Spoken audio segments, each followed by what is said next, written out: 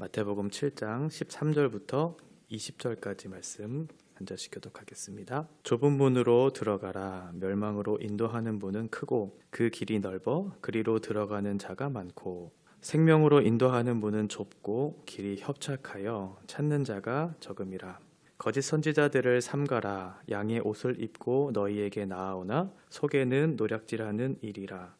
그들의 열매로 그들을 알지니 가시나무에서 포도를 또는 엉겅퀴에서 무화과를 따겠느냐. 이와 같이 좋은 나무마다 아름다운 열매를 맺고 못된 나무가 나쁜 열매를 맺나니 좋은 나무가 나쁜 열매를 맺을 수 없고 못된 나무가 아름다운 열매를 맺을 수 없느니라. 아름다운 열매를 맺지 아니하는 나무마다 찍혀 불에 던져지느니라.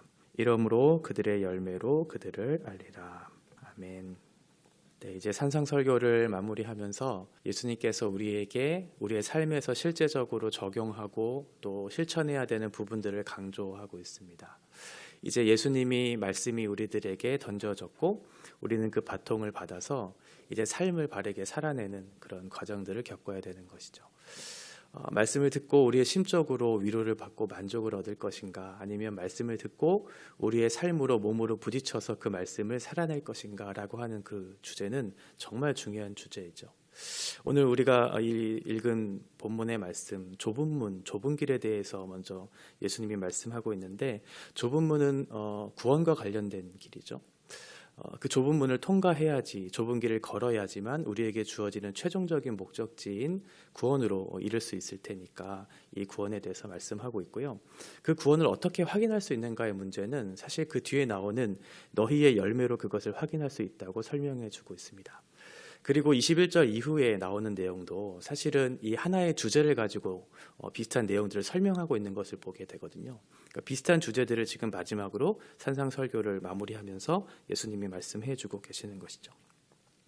두 가지 길을 먼저 설명했습니다. 첫 번째는 멸망으로 치닫는 그런 문이에요. 아주 넓은 문이고 많은 사람들이 걸어가는 그런 문이에요.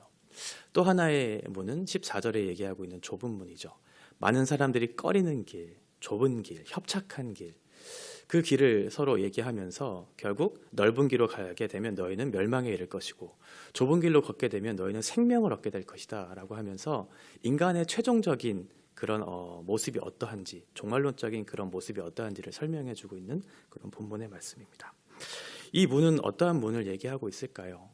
요한복음에 보면 10장에 보면 예수님이 자신을 문이라고 설명하시는 내용이 나오죠. 요한복음의 10장 9절에 보면 내가 그 문이다 라고 하면서 나를 통해 그것을 들어가면 나는 구원을 얻을 것이다 라고 10장 9절에서 분명하게 말씀하고 있고, 14장 6절에 보면 우리가 너무 잘 알고 있는 예수님은 내가 곧 길이다 라고 설명을 하시면서 나로 말미암지 않고는 아버지께로 올 자가 없다고 설명하고 있어요. 그러니까 그 문과 그 길은 결국 예수님을 통하는 길이고 그 문과 길을 통해서 얻을 수 있는 것은 바로 구원을 지금 설명하고 있는 것이죠. 그런데 이 복음의 길, 구원의 길을 걷는다는 것이 결코 쉽지 않다는 것을 말씀하고 있어요. 좁은 길이라고 말씀하고 있죠. 그 좁은 길을 걸어갈 때는 반드시 너희에게 환난이 있을 것이고 박해가 있을 것이다 라고 성경은 우리에게 증거해주고 있어요. 그러니까 복음이 매우 쉽다라고 설명하지 않아요. 그리고 그렇게 우리를 쉬운 길로 인도할 것이다 라고 설득하지도 않아요. 복음은 정직하게 우리에게 말씀하고 있죠. 그 길은 매우 좁은 길이고 아무도 가려고 하지 않은 매우 꺼리는 길이고 그 길을 걸을 때 너희들은 자기를 부인하고 자기 중심성을 내려놓고 그렇게 살아가야 되는 길이다라고 말씀하고 있어요. 그리고 너희의 신앙이 조금 더 성숙해지면 너희의 길이 조금씩 좁아질 것이다 이렇게 말씀하고 있지 않고 너희가 하나님 나라의 백성이 된 순간 너희는 좁은 길을 걷게 될 것이다 라고 분명하게 선언하고 있죠. 이 길을 어떻게 우리가 설명하고 받아들일 수 있을까요? 성경에 얘기하는, 그리고 우리의 삶의 다양한 주제들을 우리가 해석하고 그것들을 적용하고 실천하는 부분에 있어서 너무 많은 부분들이 있기 때문에 이것을 구체적으로 다 어떻게 설명해야 될지에 대한 그런 궁금증이 생겨날 때는 하나만 생각하시면 될 것 같아요. 과연 예수님은 이러한 상황에서 어떠한 말을 하시게 될까? 이러한 상황에서 어떠한 행동을 하게 되실까? 어떠한 마음으로, 어떠한 태도로 그 상황을 대처하실까를 생각하면 분명해지겠죠. 그 좁은 길의 성격은 예수님이라면 지금 어떻게 이 일을 하셨을까를 잘 생각하시면 될 것 같아요. 우리는 수많은 신앙의 상담들을 요청하죠. 그리고 삶의 다양한 주제들을 어떻게 살지에 대한 그런 궁금증들을 많이 발견하게 될 때 그때 하나만 생각하시면 될 것 같아요. 예수님이라면 지금 이 상황 속에서 어떻게 생각하실까? 어떻게 행동하실까?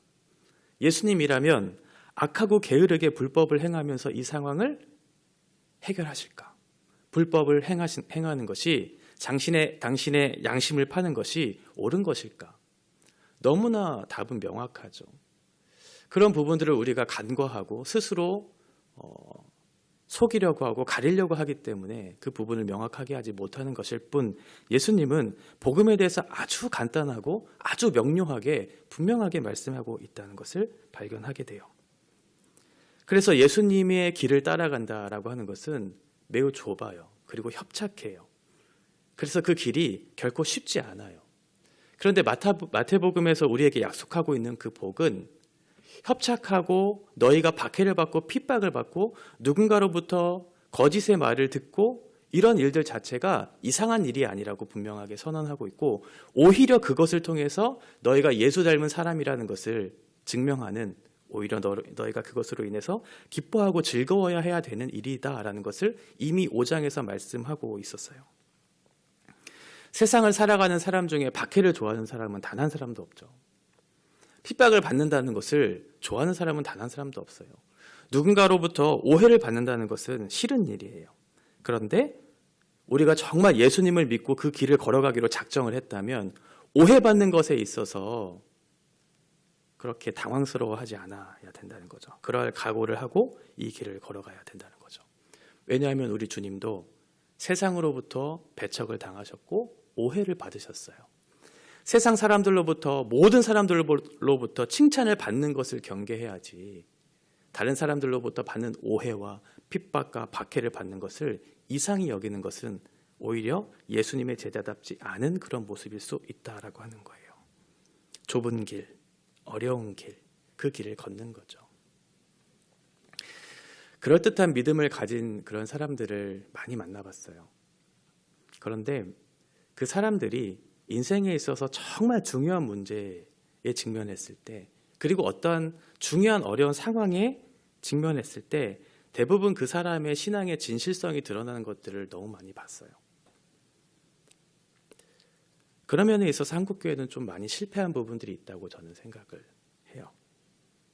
세상 사람들과 전혀 구별되지 않은 사람들이 너무 많은 거죠. 교회를 다닌다고 예수를 믿는다고 얘기는 하는데 정말 저 사람이 예수를 믿는 사람이 맞나라고 의문이 드는 사람들이 사실은 더 많아요. 오히려 내적인 진실한 변화를 가진 사람들, 그래서 예수님을 닮은 그런 사람들을 찾아보기가 더 어려운 현실이 됐다라고 하는 것이죠. 예배당을 밟고는 있지만 아직 거듭나지 못한 사람들이 많이 있다는 거예요.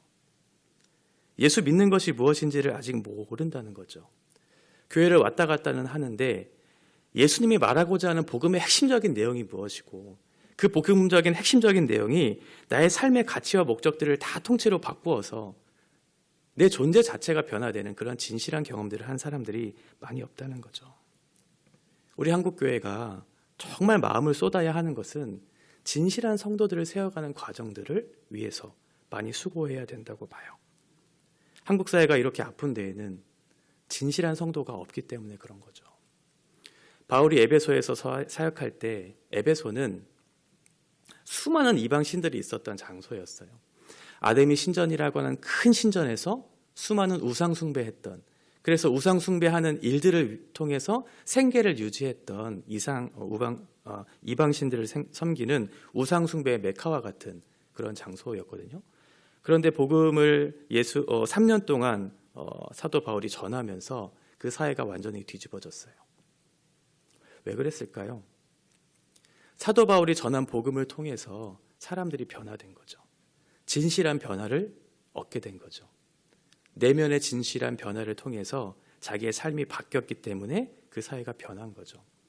그래서 사도 바울은 에베소 편지를 쓰면서 에베소에 있는 성도들, 그리스도 안에 있는 신실한 자들이라고 하는 표현을 쓰면서 그들이 어떠한 상황에서 어떠한 모습으로 변화되었는지에 대한 그런 인사말을 통해 그렇게 진실한 변화와 성도됨의 특권이 어떠한 것인지 분명하게 밝히면서 그 편지를 쓰고 있다는 것을 발견하게 되죠.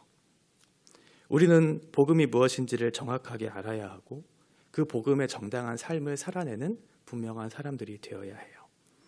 교회는 다니는 게 아니라 우리가 교회가 되는 거죠. 말씀은 듣는 것으로 그치는 것이 아니라 말씀은 실천하며 살아가기 위해 듣는 것이죠.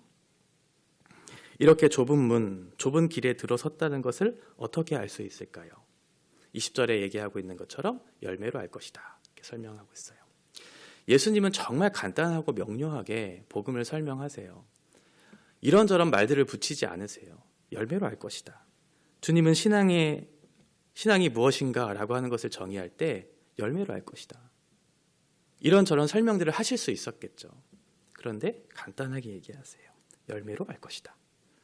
15절에 거짓 선지자들을 삼가라. 양의 옷을 입고 너희에게 나오거나 속에는 노략질하는 일이다. 이런 사람들을 어떻게 분별할 수 있는가? 열매로 알 것이다. 겉은 그럴듯해 보이는 그런 형식을 띌 수 있지만 그것으로 인해서 너희의 존재가 증명되지 않는다고 분명하게 설명하고 있어요. 저는 개인적으로 말 많은 사람 그리고 말 잘하는 사람을 그렇게 신뢰하지는 않거든요. 왜냐하면 말이 많으면 반드시 실수가 있게 되고 또 말을 잘하면 자기가 말을 잘하는 것으로 인해서 자기의 삶을 정당화하는 그런 일들이 있을 수 있기 때문에 그래요. 100마디 말보다 1000마디 말보다 한 번의 행동이 진실한 행동이 더 큰 힘이 있는 거죠. 지금 예수님은 지금 그 얘기하고 계시는 거예요. 예전에 섬기던 교회에서 한 집사님이 계셨는데 제가 우면동 교회로 옮기고 나서 언제 연락이 한번 왔었어요. 그래서 너무 반가워서 전화를 받아서 집사님 잘 지내시냐고 하면서 서로 안부를 묻고 했었죠. 되게 오랜만에 연락을 주셔서 되게 반가웠는데 대뜸 저한테 하시는 말씀이 뭐냐면 땅을 하나 사라는 거예요. 땅을 사라. 왜 어떤 땅을 사라고 저에게. 그 땅을 사면 조금 있으면 그 땅에 땅값이 엄청나게 오르게 될 것이라고. 대박 날 거라고. 쉽게 돈 벌 수 있는 기회가 있는데 한번 투자해 보시지 않겠냐고 얘기하는 거예요. 목회하면서 돈 만질 기회가 많지 않지 않느냐. 딱 눈 한 번 감고 그냥 한번 투자해라. 나 믿고 신뢰하고 하라라고 말씀하는 거예요. 정이 확 떨어지더라고요. 반가운 마음이 한순간에 사라졌어요. 그리고 나서 바로 전화를 끊어버렸어요. 그분이 새벽 기도를 정말 열심히 하시던 분이셨어요. 그리고 끝까지 남아서 기도하시던 분이셨어요. 겉은 그럴듯해 보이셨던 분이 진실한 내면의 변화가 없는 거죠. 외적으로는 우리가 쉽게 판단할 수 있어요. 저 사람은 정말 하나님의 사람이구나. 하나님 앞에서 삶을 살아내기 위해서 잠을 줄이고 또 마음을 들여가면서 하나님 앞에 기도하고 있구나. 그렇게 판단할 수 있지만 하나님은 아시죠. 진실한 내면의 변화는 우리의 눈으로 판단할 수는 없지만 하나님 앞에서는 발견되어질 수 있어요. 제가 직장 생활할 때도 마찬가지였어요. 제가 있었던 직장에서는 많은 사람들이 교회를 다니시던 분이시었거든요. 그런데 제가 이제 신학교를 나오고 하다 보니까 여러 가지 신앙의 상담들을 하셨어요. 그리고 교회에 대해서, 신앙에 대해서 이렇게 얘기하시는 분들이 엄청 많이 있었는데, 근데 그 직장을 3단어로 정의한다면 딱 3가지였어요. 술, 여자, 돈, 이거였어요. 그 사람들이 말하는 주제가 다 그거예요. 교회를 다닌다고 하면서. 그러면서 나는 요나서를 가장 좋아한다고. 이 요나서의 핵심이 뭔지 아냐고. 막 질문을 하면서 자기의 신앙의 고백을 말하는 거죠. 그러면서도 전혀 부끄러움이 없는 그런 삶을 살아가는 거죠. 그러니까 세상으로부터 욕을 받고 세상으로부터 지탄을 받는 것이 너무나 당연한 거죠. 중요한 것은 우리가 무엇을 지금 하고 있느냐가 중요한 게 아니라 내가 어떠한 사람이 되었느냐가 중요한 거죠. 형식을 갖추어서 외적인 열매를 맺히는 것, 이것보다 내적인 진실한 변화를 통해 내 삶의 내적인 열매를 지금 맺고 있는가? 사람이 많이 모이고 있느냐가 아니라 사람이 변화하고 있는가? 그 사람이 진심으로 예수 그리스도로 말미암아 변화하고 있는가를 봐야지. 사람이 얼마나 모이고 어떠한 일을 하고 그게 마치 열매인 것처럼 생각하면서, 그게 아니죠. 어떤 열매를 맺어야 할까요? 성경은 그 열매에 대해서 두 가지를 대조해요. 육체의 열매와 성령의 열매를 얘기해줘. 갈라디아서 5장에 보면 너희는 성령을 따라 행하라. 그리하면 육체의 욕심을 이루지 아니하리라. 육체의 소욕은 성령을 거스르고 성령은 육체를 거스르나니 이 둘이 서로 대적하므로 너희가 원하는 것을 하지 못하게 하려 함이니라. 이렇게 말씀하고 있어요. 우리의 육체로 원하는 것, 그것을 따라 행하는 것은 반드시 나쁜 열매를 맺게 될 것이고, 성령이 우리에게 따라 행하라고 하는 것을 따라 행할 때 비로소 좋은 열매를 맺게 될 것이다 라고 말씀하고 있어요. 주여 주여 하는 사람마다 다 천국에 들어가는 것이 아니다. 주의 이름으로 선지자 노릇도 하고 귀신을 쫓아내기도 하고 주의 이름으로 권능을 행한다고 해서 그 사람이 하나님 나라에 들어가는 것이 아니다.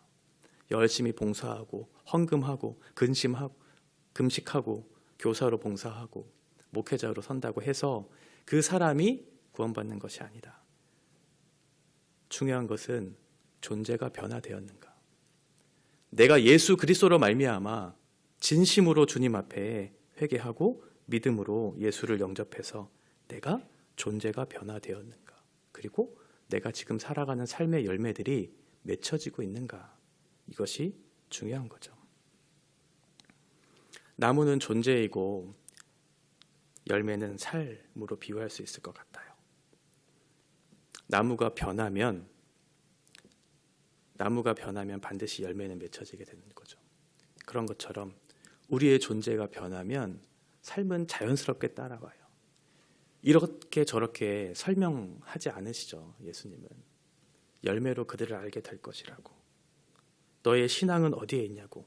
네가 진심으로 회개하고 믿음으로 구원받았다면 너의 삶은 반드시 변화될 거라고 성경은 얘기하고 있어요. 나는 어떤 나무가 되었나요? 그리고 나는 지금 어떠한 열매를 맺고 있나요? 그리고 내가 지금 걷고 있는 그 길은 어느 길을 걷고 있나요? 하나님은 아시고 여러분들은 아시겠죠. 하나님 앞에 내가 진실한 사람으로 서서 하나님께 좋은 나무가 돼서 좋은 열매를 맺혀 드림으로 이 세상에 아프고 깨어진 관계들을 우리를 통해 회복하시기를 원하시는 주님 앞에 합당한 길을 걸어가는 저 여러분 되셨으면 좋겠어요. 우리의 중심성을 내려놓고 자기를 부인하고 좁고 협착한 길, 때로는 박해가 있고 핍박이 있고 때로는 다른 사람들로부터 오해를 받는 그 길이라 할지라도 내가 예수를 믿는 믿음 안에서 참된 기쁨과 즐거움이 있다는 사실을 기억하면서 믿음으로 걷는, 오히려 그것으로 인해서 기뻐하는 것이 어떠한 것인지를 누리고 하나님 앞에 살아가는 진실한 그런 성도의 삶을 살아가는 저와 여러분 되어주시기를 주님의 이름으로 축복합니다. 기도하겠습니다. 하나님 아버지, 하나님께서 우리를 향하신 뜻은 분명합니다. 그리고 우리에게 걸으라고, 들어오라고 하는 그 길과 문은 너무나 명확합니다. 하나님, 우리가 어떠한 길을 걸어야 할지 고민하기보다 예수 그리스도께서 걸어가신 그 길을 저희들이 순종하고 또 신뢰하는 마음으로 따라가는 그런 믿음을 저에게 허락하여 주시기를 원합니다. 때로는 우리의 마음속에 불편함이 있을 수 있고 세상으로부터 배척당하고 오해당하고 또 핍박을 당하는 그런 순간들도 분명히 있을 것입니다. 그러나 예수께서 걸어가신 그 길이 우리에게 생명의 길로 인도하신다는 것을 우리가 확신한다면 우리가 기꺼이 순종하는 마음으로 그 길을 걷게 될 것입니다. 그래서 우리에게는 좋은 나무가 되어 좋은 열매를 맺혀지는 복을 누리게 주님께서 허락하여 주실 것입니다. 이 믿음 잃지 않고 세상 속에 우리가 어떠한 존재로 어떠한 일들을 감당해야 될지 예수님께서 행하셨던 일과 행동과 마음들을 잘 살피면서 주님이라면 이 길을 어떻게 걸어가야 가셨을까 늘 고민하면서 한 걸음 한 걸음 순종하는 마음으로 이 길을 걸어갈 수 있도록 인도하여 주시옵소서. 그래서 예수님을 닮아가는 것이 무엇이고 예수님을 닮아가는 기쁨이 어떠한 것인지를 우리 삶 가운데 경험하는 복된 인생들 될 수 있도록 주님께서 은혜 베풀어 주시옵소서. 예수님의 이름으로 기도합니다. 아멘.